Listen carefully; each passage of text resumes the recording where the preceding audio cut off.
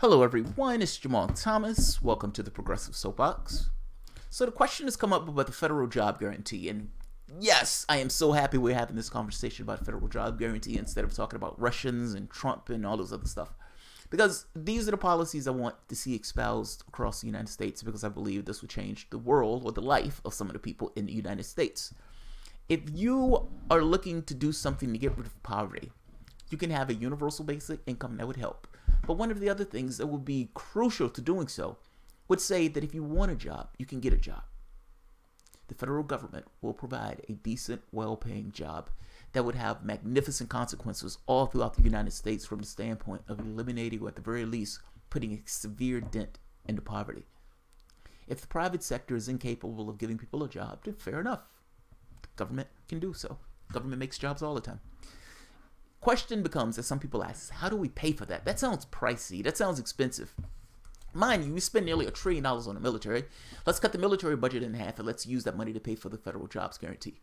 Some people will be stunned by that, but fair enough. For the people who are stunned by that, for the people who want to keep the military budget semblance of what it is, okay, how do we pay for it outside of cutting the budget in that way? We're a sovereign currency. The United States makes its own cash.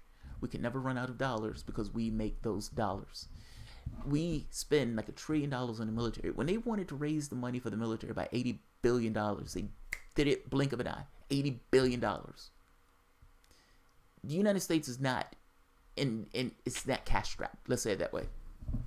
We're the reserve currency, and in addition to being reserve currency, the only place you can get dollars from here. Alan Greenspan himself has said as much. I would love to get Stephanie Kelton onto the show to explain this, and I might reach out to real progressives because they have a real good way of trying to explaining this very specific point, this kind of economic stuff. But just to get a little bit into how do we pay for it, the program is not as expensive as some people claim. So, because when people talk about the expense, they forget the feedback effects. Meaning, if you're doing a jobs program, those people now have money in their pocket. Those people are going to use that money to buy things. Things that they buy is going to go into creating and maintaining other jobs. You're essentially putting an infusion of cash in the society itself at the bottom of society as opposed to putting it at the top, the plutocrats. The money doesn't trickle down. It doesn't trickle down. This theory is absurd. And for the most part, it's usually for plutocrats in order to convince useful idiots to back their plan on things from a policy and a political system that screwed them over, making them more likely to believe in what they're saying, what they're being told. Let's take a look at Fox and Friends, and then I want to talk about the payment aspect of this. How do you pay for something this grandiose? Mind you, we've done it before, but for people who want to know, how do we pay for it now? Let's hear Fox and Friends complain. Well, Bernie Sanders wants the minimum wage to go up to at least $15 an hour. And he wants the federal government to guarantee everybody who wants a job should get one, and they'll be paid back. It's called a vote-buying operation. That's what it is. $15 an hour, a government job with benefits guaranteed by the government. Who pays for that? I have a clue. Same people that pay for free college. I'm sure it will be tax the rich, because the rich should be paying their fair share. In fact, the rich already pay the vast majority of taxes in this country. And the rich have made 95% of the wealth, in the last Obama years. I mean, so yes, tax the rich is right, Varney. You should pay your fair share. You get to use the materials that are in this country. You get to use people that are in this country, the resources, all of those things. You get access to all of those things, and you get to do that with the United States military backing you up in this country and abroad. Yes, you should pay your fair goddamn share. What that fair share is depends upon the society itself and what the society demands. It is a democratic choice. You can call it buying a vote. What I call buying a vote is essentially going into Congress and having plutocrats spend a bunch of money on politicians. What Sanders and what some of these other politicians are talking about here is empowering the public. Varney doesn't like it because Varney understands that his base, his supporters, are plutocrats, and that this gives powers to the workers. Imagine you being in a situation where you're working a job that you absolutely hate, making a wage that is abhorrent, at least to be living in this country. And the federal government says, look, if you want a job, we have a decent paying job. What are you going to do? You're going to leave that job, or the job is going to be forced to pay you what the federal government is to equal it out. You overnight changed the job situation and the poverty situation of people all across the United States. It is magnificent policy, and it's something that the American public will be behind. The question that people would like to ask and what would be demonized is, how much does it cost? What Varney said there, cost. Oh my God, this is going to cost so much. Let's take a look at the cost. It's not as much as you think it is. It's nowhere near the amount of money we spend on the military. Intercept. Whether American can afford a job guarantee program is not really up for debate. I said it in another video, and I didn't linger a lot of time on it. Somebody made the point. It was like, well, dude, you missed the argument on explaining how much this is going to cost. So this is me giving the argument on how much it's going to cost. And I keep making the point, we have a sovereign currency. We can afford anything that we want to in this country. It's just how we organize ourselves and the priorities that we set for it.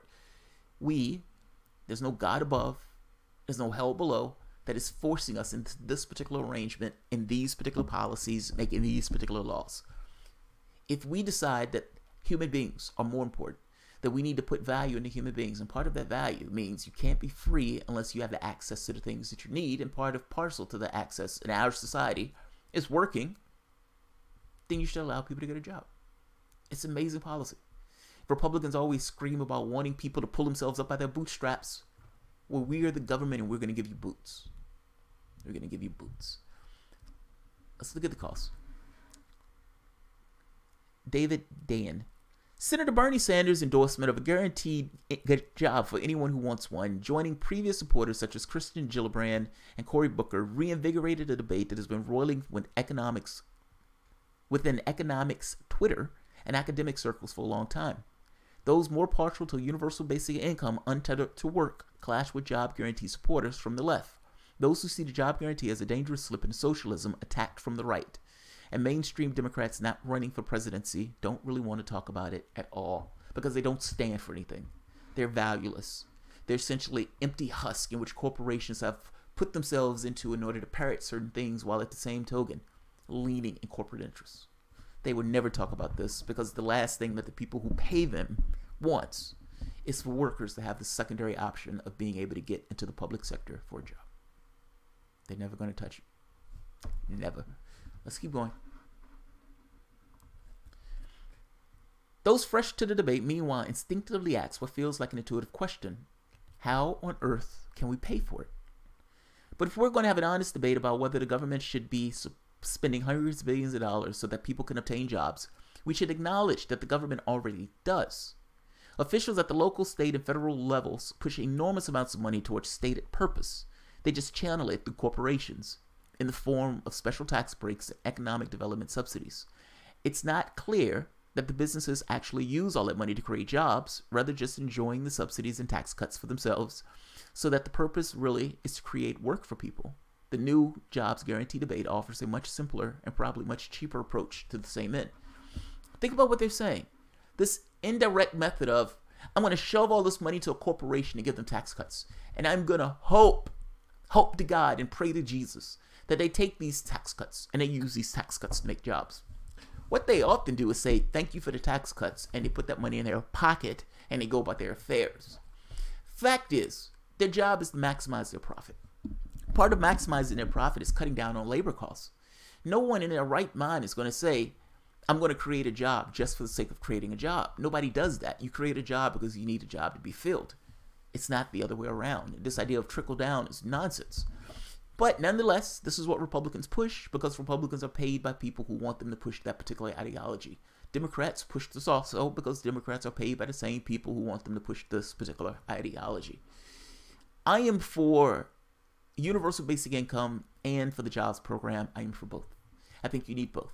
I think you need something untethered to work for each and every person because A, we can afford it, and B, if we want to have people to have a certain standard of living in this country, we want to eliminate poverty, and we're being real about it, then eliminate poverty. I don't necessarily want to call it a UBI. I want to call it something tethered to resources, meaning in the same way West Virginia has coal, put a tax on that particular resource and give that money back in tax cuts or tax breaks to the people themselves, or get that money back as cash, as a universal basic income. I don't care what you call it. I think both are necessary if you're earnest and real about getting rid of poverty. That's the truth of it. I mean, if you care about poverty and you're like, I want to create jobs and all this other stuff, well, here you are. Here's a much simpler approach to creating jobs, as opposed to states and localities putting all of this money into getting corporations to come to their particular place. Here's a much shorter path to getting the same ends. That's his point. Not to mention cheaper, with more measurable effects. So while it's worth talking about the best way to achieve full employment, the question is whether we can afford to spend money can be dismissed. We can. It's not a question. It's not up for debate on whether or not we can do this. The answer is yes, we can. Yes, we can. The job guarantee proposal from Mark Paul, Sandy Darity, and Derek Hamilton for the Center on Budget Policy and Priorities estimated an annual program cost of $543 billion, enough to pop out the eyes from cautious policymakers. This would be partially offset by reduced demand for benefit programs for the working poor like food stamps, Medicaid, child health insurance program, as well as decreased economic activity driving up tax revenues across the country. Now, what he means by that is there's a reverb effect in doing this. Bob wasn't working before. Bob was getting money, maybe less so, off of Social Security, or Bob was getting money off of some kind of governmental program. Bob is no longer getting that money off of governmental program because Bob is now working at a job that Bob is reasonably okay with. He's making a decent wage and he's bringing money into the house. Bob, who wasn't making money before, now goes out and buys clothing. He buys different groceries. Maybe he takes his wife or girlfriend out for a date. Maybe he goes out and spends money on something that he used to like to do that he couldn't afford to do anymore. Maybe Bob goes and buys a bag of pot, which also goes into the community in some kind of way. This is a rebirth effect.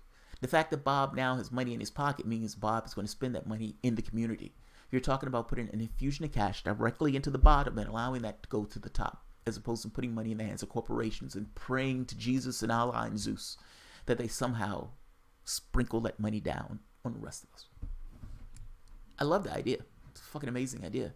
And again, whether or not we can pay for it, the answer is, of course, yes.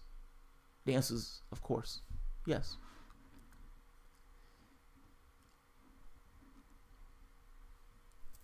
A report from economics at the Levi Institute put the final cost between $260 and $354 billion annually in the first 5 years, and lower outlays after that, meaning the further along the program gets, the cheaper the program gets. Put aside the fact that the Americans control his own money supply and that modern monetary theory suggests that the country need not actually pay all federal spending. The question here is whether or not the nation can manage to spend $354 billion a year towards the goal of ensuring that all Americans have a job if they want one. Here's the often overlooked data needed to answer that question. Subsidies from state and local governments to attract employees to their facilities cost as much as $80 billion a year.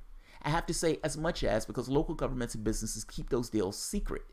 Even though the Government Accountability Standard Board requires localities to make such economic development deals public, around half of all local governments just don't comply. He's making this point that the largest number is going to come down because you're going to get a feedback effect in regards to people having jobs and people spending their money in the economy, and you have this infusion of cash in the economy. The economic output, the increases of taxes that are coming in, the decrease in the amount of money that you're spending for programs that were required for the poor, it brings the cost down. In addition to bringing the cost down from those ends, the amount of money that states spend on these things can come down or go away if you have investment in this money directly. Meaning, if you're already spending $80 billion a year in local, state, and localities, the plan that this guy is putting forth is at most $354 billion a year. The question is, can we cover that? The answer is, of course, yes. The answer is, of course, yes. Yes, we can. Yes, we can. But thanks to public filings and subsidy trackers of the good jobs first, we know enough to confidently make the $80 billion a year estimate. Wisconsin promised $3 billion to Foxconn for a factory employing around 13,000 people at its peak. Cities and states have offered as much as $8.5 billion to Amazon for a second headquarters, which will house around 50,000 people. These giveaways can include tax abatements or forgiveness, cash grants for relocation expenses, and in Amazon case, even giving workers state payroll taxes back to the company for use for its own purposes. Think about that shit. You go somewhere, you work for Amazon. As a deal for Amazon, the state says, look, the taxes that the people would typically pay us, you will get to be able to keep that. They're giving your tax dollars away to these companies in hopes that these companies will bestow their kindness upon you and give you a job. You don't need to be praying to the public sector for this, or to the private sector for this. The government itself can create these jobs if the public sector can't account for these jobs. If there is any person on this planet or in this country, let's say in this country, that wants a job, he should be able to get a job. That's my thought. I've never deviated from that disposition, or at the very least for the time I've come into my political awareness, I've never deviated from that. If we have the capacity to make sure that each person can work, then we should allow each person to work. If the private sector cannot accommodate that, fine. The public sector will accommodate it. We, the people, will make that choice on saying, yes, we would accommodate the workforce to make sure that each and every person, we would not allow this labor, this resource, this magnificent potential of a human being to go to waste in this way. We will take over that. I love it. Let's keep going. This is almost done. It is not clear that economic development subsidies create jobs as much as they pit regions against one another and move jobs around to benefit the large corporations rather than workers. A report from the Economic Policy Institute on Amazon's $1.1 billion in known subsidies for fulfillment center warehouses found that they do not increase overall private sector employment within a particular county. They're giving this money away, and it's not necessarily increasing the amount of employment in those areas. As a result, Republicans slashed the corporate tax rate by 40% at a cost estimated by the Joint Committee on Taxation to be $1.34 trillion over the next 10 years. And like the economic development subsidies, the job creation potential for severely reducing corporate taxes is debatable. Even though the logic of tax cuts was that they would give businesses more money to invest in equipment and wages, those measurements have actually fallen since the tax cuts was enacted. GDP growth in the first quarter cooled off a bit compared to the end of 2017. Again, just because you give somebody a tax cut does not mean that they're going to say, thank you for the tax cut, I'm investing in my company. Many times they put it in their pockets. You're praying to the private sector to give workers jobs when the government itself have the capacity to take that task, and take that task in a simpler and more straightforward way. I would even argue more beneficial way to the society itself. This is a great article. I love this article because he goes in and he's trying to make this point. They've cut taxes by $1.34 trillion. This program is asking for $300 billion a year. They've cut taxes by $1.34 trillion. They're leaving a hole in our economy. Do you realize our deficit is like $20 trillion, if not more than what it is? It's an astronomical number. What do you have to show for that number? Honestly, what do you have to show for that number? You don't have high-speed rail. You don't have these trains that can go from California to New York on this kind of maglev. You think of all the things that much money could have bought, and think of what you got for that cash. And what you realize, you got nothing for that money. They're trying to do something big and monumental, and one of the things they're trying to do is tackle and get rid of poverty, or at the very least put a major severe dent in the poverty. I love the fact that this is the conversation that they're having now. And I got to be honest, if Hillary Clinton was in office, this would not have been the conversation. This would not have been the conversation. Right here, and this will be the last part. Combining economic development subsidies and corporate tax cuts comes out to an average of $214 billion per year spent chasing job creations by handing over money to corporations. And there's more. Nearly every state in America offers job creation tax credits, literally money paid per job. There's a massive incentive in each state available for film and television production. Special bonus depreciation rules allow companies to write down equipment costs, deferring taxes for years on investments. And there are other dozens of ways in which corporations grab public money with the promise of delivering jobs. As Susan Metter wrote in her well-regarded book, The Submerged State, these kind of under-the-surface perks and benefits form a barrier to activist government policies like the federal jobs guarantee.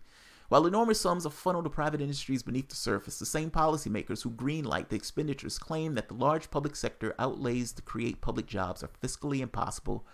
This is nonsensical.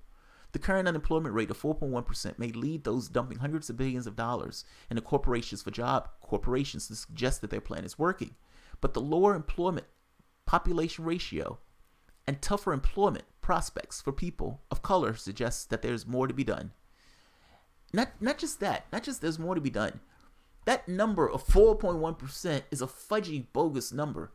I mean, this is not like they do in Europe where they'd use their job figures and everything else to come up with their jobs. This number is essentially accumulated from this thing they're calling people, and if the person says no, they stop looking for a job, they take them off. I mean, come on. I showed in my other video that a third of the population is literally living in poverty, having difficulty paying for food, shelter, clothing, medicine. Half of the country is working either a low-wage job. I mean, I'm trying to get this thing across. What, 60% of the country, if they had a bill for $500, wouldn't be able to pay it. 4.1% is laughable. 95% of the jobs that were created were low-income, low-wage jobs under the Obama administration. That leads to the figure of 95% of the wealth given to the top 1%. Those numbers kind of work in tandem. And it kind of makes sense that if you're working a low-wage job, that money is being funneled to the top, which kind of goes to the other figure of 95% of the wealth going to the top 1%. It's not just people of color. That's my point.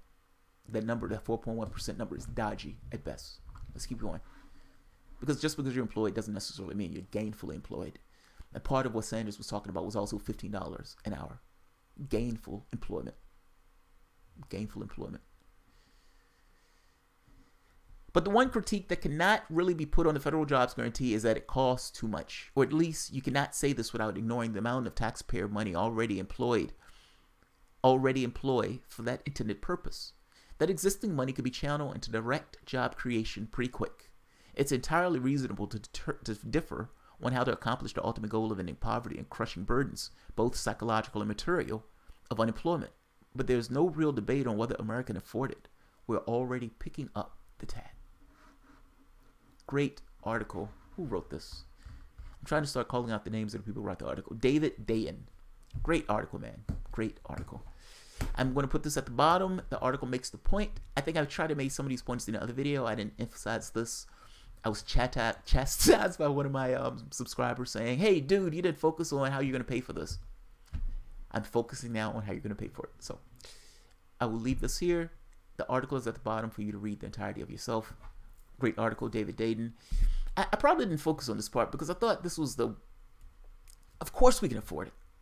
Like we spend $1 trillion on the military. Like, in most wars, we would scale down the amount of money that we're spending on the military. We never scale down. We continue to scale up the amount of money that we put on the military. We can afford pretty much anything. This is the richest country on the planet. It boils down to how we organize our priorities on these things.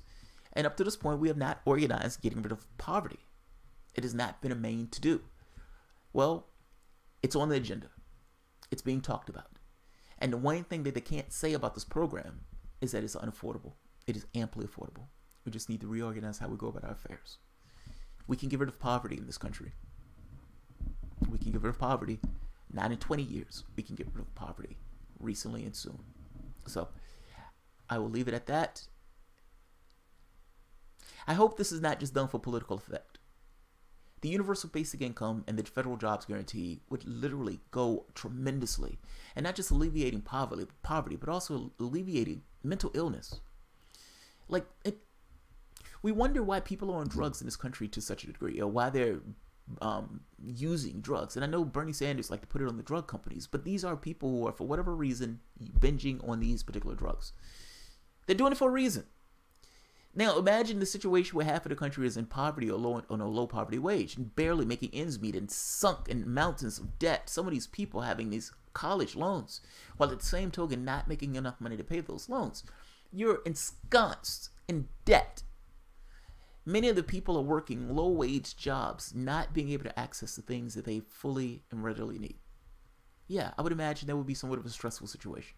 Now, you can get rid of that situation, or at the very least help alleviate that situation by saying, if you want a job, there are additional jobs that can be done that you don't necessarily have to be stuck working that particular job.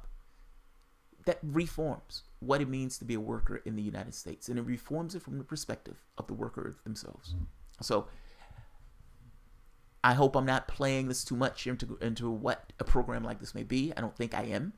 I think FDR, when he pulled it off, it was quite successful in getting those people jobs, and it had an amazing effect, this kind of reverb effect in the country itself. I don't see why that would be any different now. There would be certain changes or things that I would put to it. I would, worker co-ops and everything else, but those things are secondary. I like what they're talking about, and I like the fact that this is up for conversation. So I'm going to leave this here. The Intercept article, David Dayen, great post, and I'll see you guys shortly. Thanks, everyone. If you enjoy the content, please feel free to share, like, subscribe, and of course, you can always support the Patreon. Thanks, everyone.